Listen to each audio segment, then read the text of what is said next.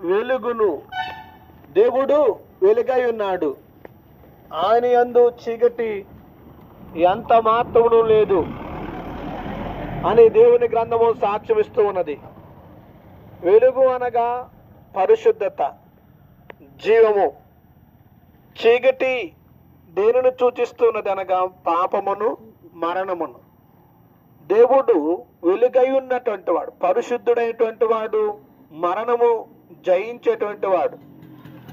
మరి యేసు క్రీస్తు వారు పరిశుద్ధుడు, యేసు క్రీస్తు వారు నీతిమంతుడు, నిర్దోషి.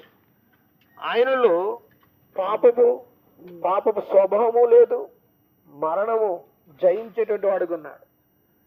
దేవుని లేఖనం ఎలా ఉంటుంది? చీకటిలోను మరణ ఛాయలోనూ కూర్చున్నటువంటి మనుషులను వెలిగించుట కొరకు అనగా తన సన్నిధిలో జీవమును వారికి అనుగ్రహించుట కొరకు ఆయన లోకానికి మానవుడిగా దిగివచ్చి ఉన్నాడని. ఆయన పేరు యేసు క్రీస్తు.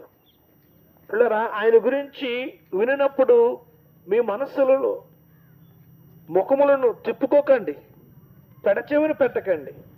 ప్రతి దానిని పరిశీలన చేస్తున్నారు కాబట్టి వినండి, పరిశీలన చేయండి. వినదగుని ఎవరు చెప్పినా అని మనము చిన్నతనము నుండి తెలుసుకుంటూ వస్తున్నాం. కాబట్టి ప్రతి దానిని పరిశీలిస్తున్నారు. యేసు క్రీస్తు వారు పరిశుద్ధుడై ఉండి ఈ లోకానికి మానవుడిగా వచ్చి ప్రతి మనుషుని కొరకు తన ప్రాణాన్ని విరుడుగా, పాపములకు విరుడుగా ప్రసాదించినారు. ఆ మహోన్నతుడైనటువంటి యేసుక్రీస్తు వారు చేసిన పుణ్యయాగము ప్రతి మనుషునికి జీవాన్నిస్తుంది. కాబట్టి ఉచితముగా ఆయన మూలముగా చడి దేవుని రాజ్యానికి వారసులవుతున్నారు.